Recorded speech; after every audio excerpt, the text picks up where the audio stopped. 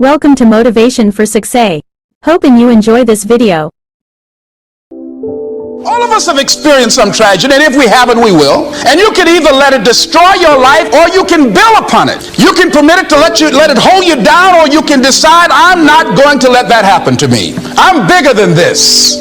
Make a declaration to yourself. Declare all-out war that you're going to get out of this rut. I don't care how good you are. I don't care how talented you are. I don't care how much you work on yourself. There are some times when things aren't going to go right. They just are not going to go right. There are times when anything that can happen will happen. Murphy's Law will be knocking at your door. Why? I don't know why. That's called life. And you have to deal with it. Sometimes your life will be in a slump, just like sports. Some of the best shooters can't hit baskets different times in games. They get in a slump. Do they sit on the sideline and say, I just didn't hit a basket today? No. They continue to execute. I suggest to you that if you are facing a challenge, don't stop. Stay busy. Work your plan. Continue to do those things that you know that work for you after you have evaluated yourself in the situation. Continue to move. Stay busy. Stay busy. Stay busy. Find somebody that you can help so you can forget about you for a moment. See, sometimes the best thing to do is to be. Sometimes you have to just back up and go within yourself. A bow and arrow, you can't take a bow and just push it out an arrow. You just can't push the arrow out. You have to pull it back and then release it. Sometimes you have to back up and go within and pray and meditate and recharge your batteries. Go away, clear your head, and then come back and look at it from a different vantage point. Don't operate while you are under the spell or the effect of what's going on. Next thing is that you've got to activate the thinker in you. Don't allow your emotions to control you. We are emotional, but you want to begin to discipline your emotion. If you don't discipline and contain your emotions, they will use you. Your mind goes on automatic, just like a guard. I loved reading the book called As a Man Thinketh by James Allen. He uses the analogy of the mind being like a garden.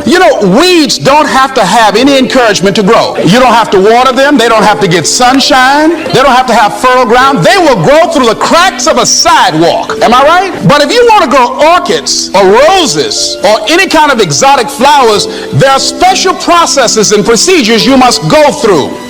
Happiness is activity with purpose. It's love in practice. Happiness is both a grasp of the obvious as well as an awe of the mysterious. But for most people around us, happiness seems to be either something left behind or something yet to be discovered. Like all the good things in life, happiness is elusive by nature, but not impossible to capture. A major key for bringing joy into our lives lies in the next word we shall briefly examine: discipline. If there is a magic word that stands out above all the rest, this is the one: discipline. And in this program, you'll discover how positive this word is. Discipline is the bridge between thought and accomplishment, the bridge between inspiration and value achievement, the bridge between necessity and productivity. Remember, all good things are upstream. The passing of time takes us a-drifting, and drifting only brings us the negative, the disastrous, the disappointment, and the failure. Failure is not a cataclysmic event. It is not generally the result of one major incident, but rather a long list of accumulated little failings. Failing in life is failing to think today, failing to act today, failing to care, to strive, to climb, to learn, to keep trying day by day. If your goal requires that you write 10 letters today and you write only 3, you are down 7 letters. If you want to make 5 calls and you only make 1, you are down 4 on calls. If your plan calls for saving $10 today and you save none, you're down $10 today. Now the danger is looking at an undisciplined day and concluding that no great harm has been done. It doesn't seem like such a bad day, but add up these days to make a year, and then add up those years to make a lifetime, and perhaps you can now see how repeating today's small failures can easily turn your life into a major disaster. Success, on the other hand, is just the same process in reverse. If you plan to make 10 calls, and you end the day making 15, now you're up 5 calls. If you then get up a few on letters, move up the savings numbers, you can see what a massive difference it could make in a year, and what wealth and accomplishment awaits for a lifetime. Is that a beautiful home or what? That's my home in Coeur d'Alene, Idaho. Ryan Stewman's been there. I think most people that visit it, I've had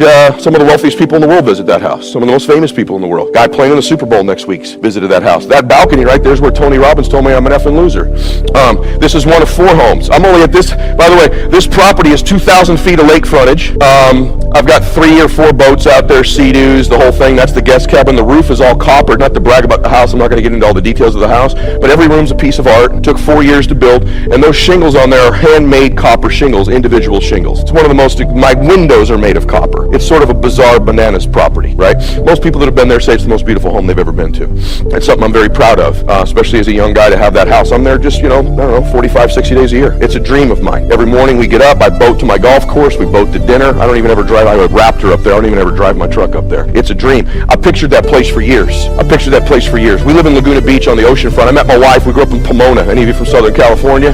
Pomona is not Laguna Beach. And we would take little trips down there when we were young, and I'd walk around the beach when we were like 15, 16. Same beach my daughter jammed a shovel in her face the other day, and about the same age. And I said, baby, we're going to live here someday. Someday I'm going to make all this happen. Someday our dream's going to come true. It was a dream in my mind. And then I went up and played golf in Coeur d'Alene one time with John Elway, and I'm like, that's where I'm going to live. But I couldn't afford the house. So listen, I'm about to tell you. I couldn't afford this. Everybody thought I was crazy. I would drive my boat and dream about this property. All it was a hill. See all those rocks right there? I'm going to make a point to you in a minute. I kept driving by. All there was that cabin you saw before. Okay? It's a spectacular home. And I kept wanting to buy the house, wanting to buy the property rather. And I couldn't afford it, and the guy wouldn't sell it to me, but I kept coming after him.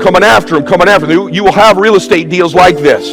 I kept pursuing it. And finally I caught the guy in the middle of a divorce, and he goes, all right, you can buy it. It's X amount of money. I went, I don't have that much money, but I'll give you my Rolls Royce, my boat, my other house, and this amount of cash. And he took it. My family's like, you're crazy. That's way too much money for the property. You can't afford it. Listen to me. It's going to sound like your life. What was wrong with the other house? What was wrong with where you were? It was nice. When's enough for you? My gosh, you had a nice house. You had a nice life. Why are you trying to buy real estate? Why are you getting, going to one of these stupid seminars where they're scamming you? Or you can't afford that crap? Just Google it. Days away, spending money, writing notes down you're never going to use. What's wrong with your life now? Well, that's what they kept telling me. I said, nah, I got a vision. I know what I want there. It's going to be spectacular. It's going to be one of the greatest homes in the country. They're like, yeah, you can't afford it, dummy. I'm like, well, I want it. We started to build the house. I started to want to build the house. I brought the architect out. I brought the contractor out. And the contractor goes, you aren't really like putting a house here, are you? And I'm like, well, yeah, but you can't build a house here. There's streams running through this whole house. There's running springs. Anything we build, water's going to spray up all over the damn place. And by the way, the whole hill is bedrock. You can't build a house here. That's why there wasn't a house here. You think no one else had the same idea you had? You think nobody else thought that would be a cool thing to do? You're the only one who found it? Your family's going to say that. You think you're the only one trying to buy real estate? You think you're the only one with that idea? Everyone's buying real estate. Everyone's buying apartments. Everyone's flipping. Just watch Bravo TV or A&E. Everyone's doing it. You think that's so brilliant? I'm like, wait a minute. Are you serious? My heart was racing. He goes, you can't build a house here. And my architect's like, well, you could, but like, you'd have to like jackhammer the whole property. I'm like, oh, okay. And my family's like, I told you, you're out of your mind. That's when you don't do good on your first deal. I told you. And I said, well, what's this jackhammer cost? He's like, about $300 for 10 minutes. I'm like, okay. How many minutes are we talking about?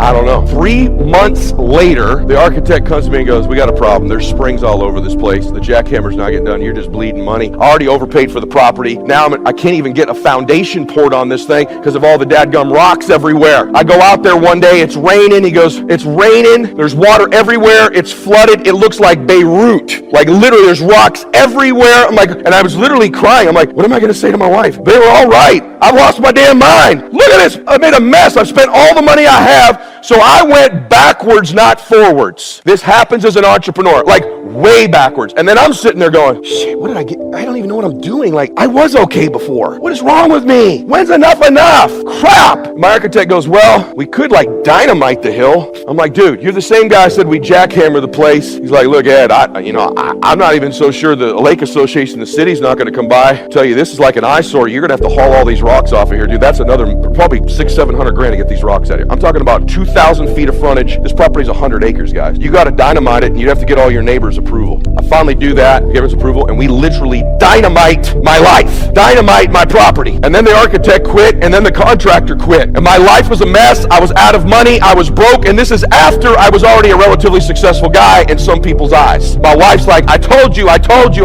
dad's like, man, I told you. When is enough? Eddie, like, not everything you touch turns to gold. Not all this dreaming seminar stuff you go to works. Finally, I got another architect out there, and he's like, hey, I got an idea for you. And this is what God does in your life. He goes, I think we can repurpose all these rocks. It'll actually hold the house up. Thanks for watching. Subscribe not to miss the next videos.